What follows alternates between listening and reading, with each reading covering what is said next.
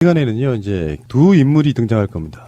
첫 번째 인물 김진태. 김진태가 대법원에서 선거법 위반 무죄 확정을 받았는데 난 이거 정말 빡쳐요. 법이 잘못된 건지 대법원이 잘못한 건지는 판단할 방법은 사실 없습니다. 그런데 문자 메시지로 허위사실을 유포했어요. 선거 때 공약 이행률이 뭐 어쩌네 저쩌네 사실 알고 봤더니 이게 거짓말이었어. 그래서 결국에는 1심 유죄 2심 무죄 났는데 대법원에서 무죄를 확정해 준 거거든요. 근데 김진태가 그 사실이 허위사실일 가능성을 몰랐다예요. 핵심의 판결의 여지가. 그러면 무죄가 되는 거야? 그럴 수가 없는데요? 모르고 했다고 범죄가 아닌 건 아닌데? 그러니까 의도가 고의적으로 보기 어렵다 이렇게 판결이 됐거든요. 잠깐만요. 그래서 이제 그 상황으로 한번 돌아가 보겠습니다. 2016년 4.13 총선을 앞둔 3월 12일 춘천시 선거구민 9만 명에게 한국 매니페스토 실천 본부 공약 이행 평가 71.4%로 강원도 3위를 차지했다라는 내용의 문자 메시지를 발송해 허위 사실을 공표한 혐의로 재판에 넘겨진 건이죠. 예. 그래서 1심에서는 발송한 문자 메시지가 사실과 다름으로 유죄가 인정. 그래서 200만 원 선고했어요. 그래서 날릴 수 있었어. 우리의 철천지왼수 김진태. 우리가 아니죠. 온 국민의. 그 말이야. 그런데 2심에서는 김진태가 보낸 문자 메시지 내용을 허위로 볼 수 없다면서 1심을 뒤집고 무죄를 선고했어요. 문자 메시지의 일부 세세한 부분이 진실과 약간 차이가 나거나 다소 과장됐다고 볼 수 있어도 중요 부분은 객관적 사실과 합치돼 그 내용이 허위라고 볼 수 없다. 한국 매니페스토 실천본부 홈페이지 게시 내용 등을 비추었을 때 김진태의 허위사실 공표에 대한 고의가 있었다고 보기 어렵다. 요거거든요. 고의가 없다고 이야기하면 고의가 없다고 말하면 다 무죄가 되는 거죠. 이제 앞으로 그러는 거죠. 이 판결이 황당하다는 건 뭐냐면 곧 지방선거를 놔두고 이렇게 완화된 판결을 해버릴 경우에는 이후에 어떻게 할 거냐. 진흙탕 싸움을 만들겠다는 거죠. 법원이. 과거에 이와 같은 상황으로 박탈당한 사람 어떻게 할 거냐. 이 문제가 걸려 있는데 이거 좀 유심히 볼 필요가 있습니다. 저는 이게 사법적 특혜를 받았다 김진태가. 저는 이렇게 단호하게 얘기할 수 있는 게 뭐냐면 1심에 유죄가 나왔냐면 배심 문제로 했습니다.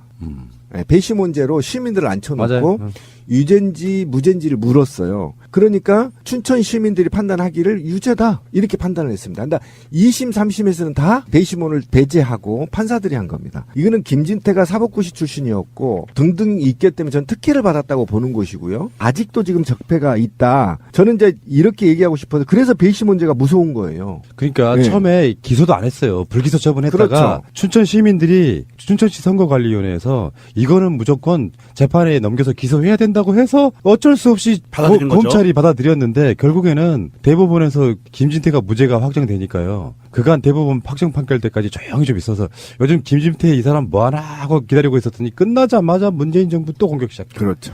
살려두면 안 되는 입을. 일베 국회의원이잖아요. 그런데 법은 공정해야 되잖아요. 그렇죠. 공정해야 되죠. 그러니까 나쁘게 하려면 네. 똑같이 나쁘게 그렇지. 하고. 거기서 우리의 최민희 의원이 등장해요.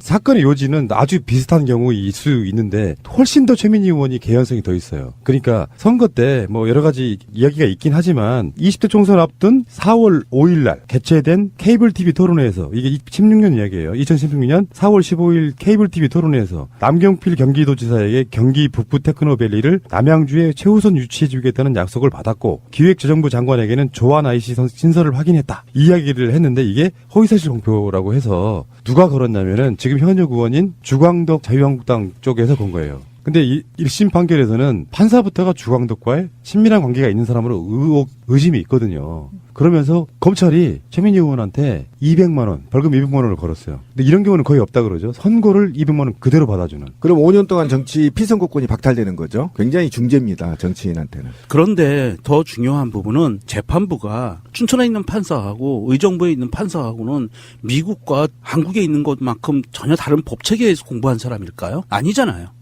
같은 법체계에서 하나의 기관에서 연수를 받고 나온 사람이에요. 똑같은 사법연수원에서 나온 사람들인데 그런데 이렇게 얘기합니다. 경기도지사하고 기획재정부 장관이 최민희 전 의원에게 이렇게 적극적으로 협조하겠다 고려해보겠다라고 말한 사실은 있지만 약속은 안 했다. 확실하게. 그러면서 이들이 적극적으로 도와주겠다라고 한 발언은 분명하고 처음부터 피고인이 없는 사실을 만들어낸 것으로 보이지 않기 때문에 그래서 더 세게 때리지 않고 200만 원 때린 거야. 이렇게 판결을 해버렸어요. 그런데 이제 지금 2심 중이잖아요. 예. 2심 확정 확정 판결이 다음 달에 나와요. 근데 주광덕 등 사실상 최민희 의원을 이렇게 고발한 쪽 증인이 나와서 결정적인 증언을 해줘요.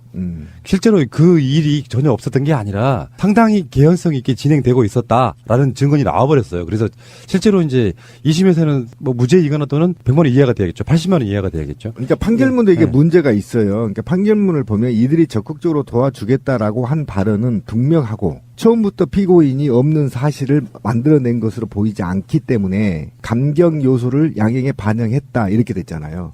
근데 양형을 감형하지 않았잖아요. 예, 더 높이 때리려고 그랬는데 그건 안 했어라는 뜻이죠. 그 얘기란 말이에요. 그러니까 이 문장에서도 문제가 있는 것이 나는 이런 얘기를 해보고 싶은 게 그런 거예요. 만약에 최민희 의원이 검사 출신이었으면 어땠을까요? 무죄나왔죠.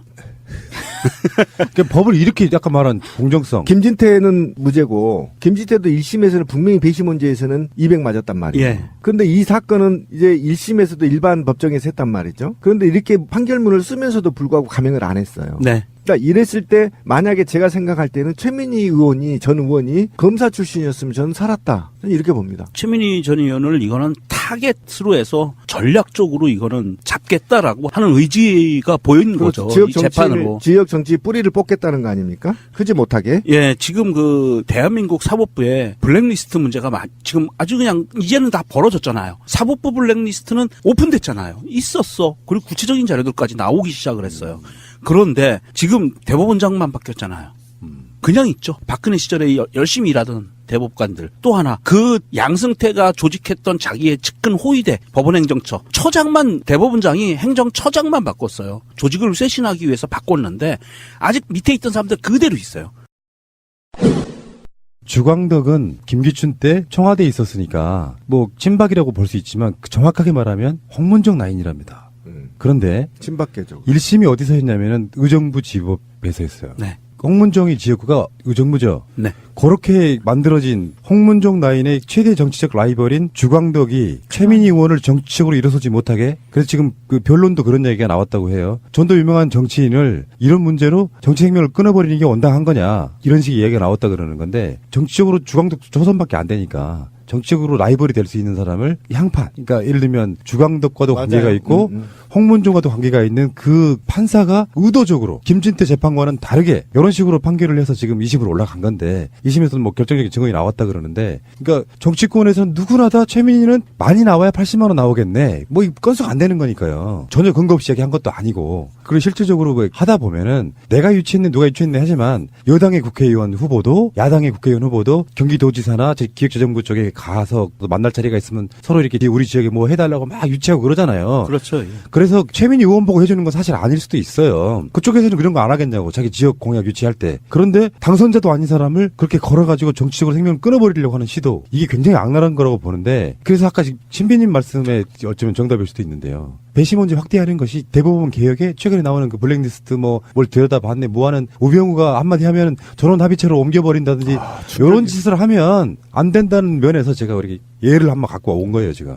그러면 이제 앞으로는 지금 대한민국 사법부의 개혁의 큰 틀 중에 하나는 1심과 2심을 분리하기로 이미 결정이 정책은 서여져 있거든요. 거기에다가 1심과 2심은 무조건 배심 문제로 가서 해야 대한민국에 살고 있는 보편적인 생각을 갖고 있는 사람들의 법을 해석하는 능력과 그 법 감정들이 녹아들어간 판결이 나오기가 가장 적합하지 않을까 이런 생각은 항상 하고 있습니다. 그래서 이게 우리가 항상 하는 말처럼 안 바뀌어. 내가 봤을 때는요. 검찰 개혁은 이제 그러나마 조국 수석 등 해서 이렇게 어떻게 개혁하겠다 지금 로드맵이 나오고 있고 내용들이 나오고 있잖아요. 사법부는 지금 김명수 대법원장만 굉장히 힘들어진 부분이 이런 게 있어. 사실은 양승태의 똥을 지우고 있는 거잖아요. 네. 근데 재밌는 게 언론들이 정말 골 때려요. 이번에 컴퓨터를 들여다봤더니 블랙리스트는 없었다라고 클리어시켜줘 버리더라고. 아니야. 그 사이에 명문화되어 있는 블랙리스트는 없었을지라도 그게 블랙리스트란 제목으로 블랙리스트가 있나? 그렇죠. 그러니까 블랙리스트는 없었다라고 이야기해놓고 사실 나오는 내용들 보면 어마어마해요. 그렇죠. 대법원까지도 정권의 영향을 받아서 판결했다는 내용이잖아요. 충격입니다. 네. 아니 정말 황당한 게 화가 나고 정말 안타깝고 대한민국의 정체성도 의심해 볼 만한 그런 사건인 게 이 사법부 블랙리스트예요.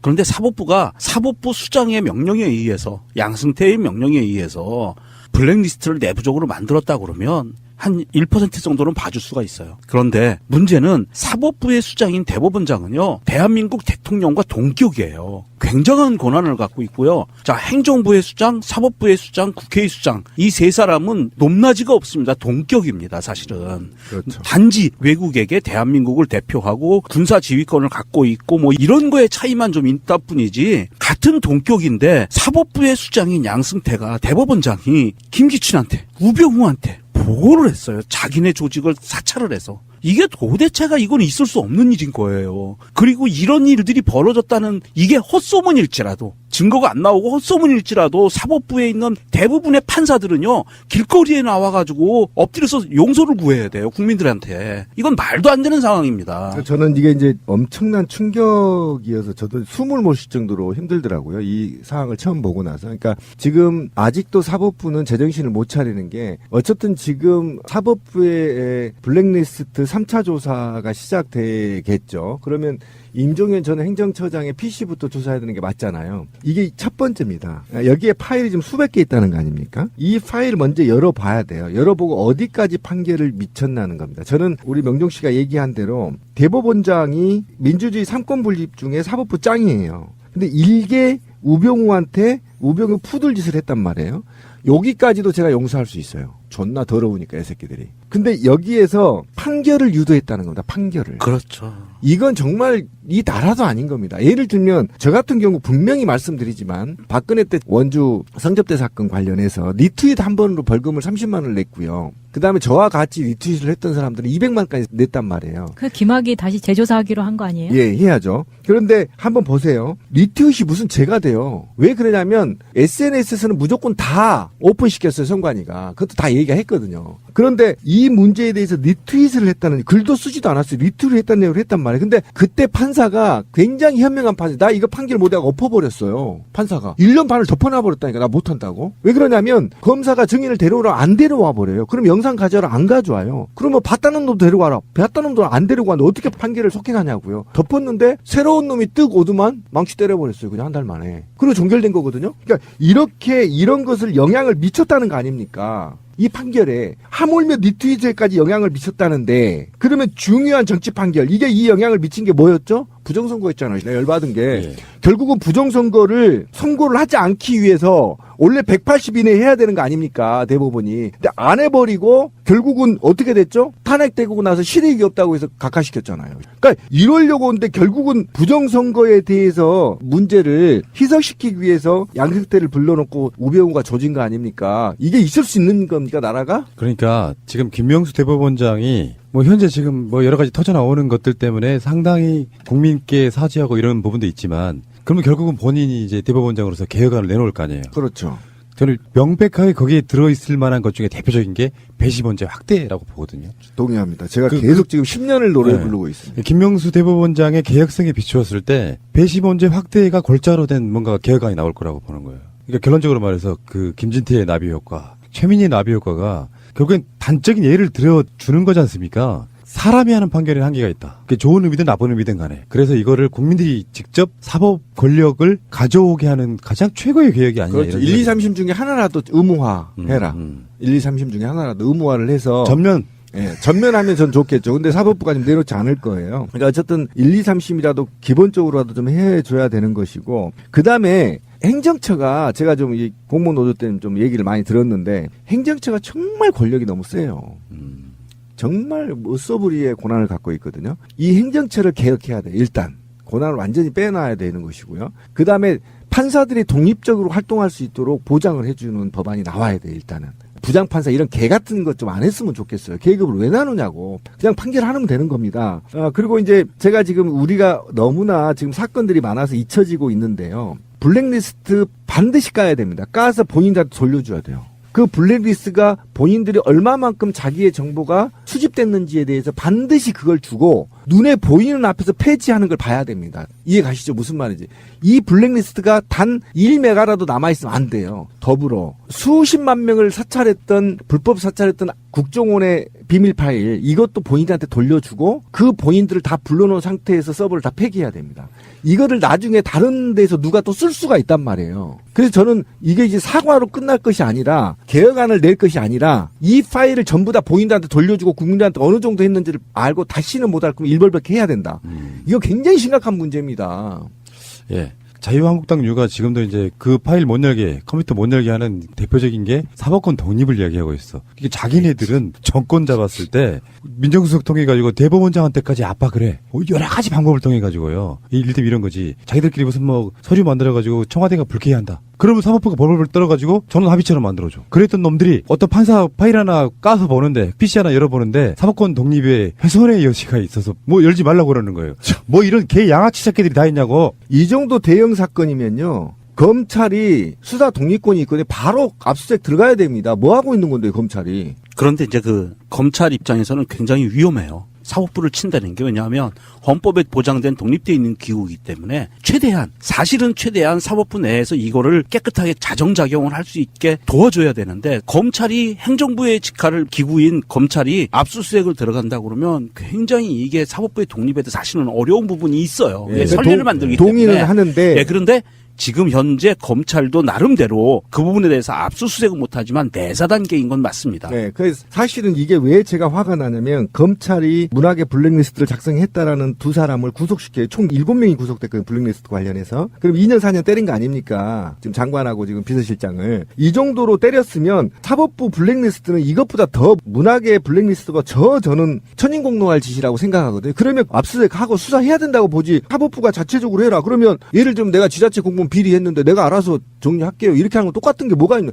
사법부는 권력이 있으니까 그게 봐주고요. 그러면 지자체 공무원들은 이번에 하남시 뭐 사건 터졌죠. 그거는 뭐 조사 안 하나요? 즉시 경찰이 쳐버리잖아요. 경찰이나 국민들이 그러면 하남시도 그럼 자체 정화 능력 있게 놔둬라 이렇게 해버릴 수 있다는 겁니다. 이 수사권이 그래서 무서운 거예요. 박근혜 때 청와대도 검찰이 수사하려고 했잖아요. 시도했잖아요. 청와대도 하는데 왜 사법부를 못합니까? 전 좀 이해를 못하겠고요. 예. 지금이라도 검찰 수사 계획을 발표해야 된다. 자, 그래도 검찰이 좀 나름대로 의미 있게 많이 화제가 되고 있지는 않은데 그런 것 중에 하나가 뭐가 있냐면은 김현 의원 관련되어 있는 강기정 의원 관련되어 있는 댓글 사건 있잖아요. 근데 2심까지도 무죄가 났는데 대법원까지 가. 그게 검찰이거든요. 최근에 무슨 그런 걸 심리하는 민간 기구를 만들어가지고 1, 2심 다 무죄 난 건 꾸역꾸역 대법원까지 갖고 가지 마라. 그런 걸 해서 지금 대법원까지 안 가고 2심에서 포기시키는 그런 개혁을 하고 있더라고요. 그런 것도 보면 꽤 의미 있는 개혁 중에 하나라고 보거든요. 국가적인 낭비야. 뻔히 대법원에서 무죄가 날 것이 예상됨에도 불구하고 끝까지 대법원까지 끌고 가는 거. 그런 것도 좀 바뀌어야 된다고 생각이 드는데 어쨌건 김진태와 최민희 의원의 사건으로 둘러봤을 때 지금 우리의 마지막 적폐는 사법부 적폐가 아닌가 이런 생각을 해봅니다.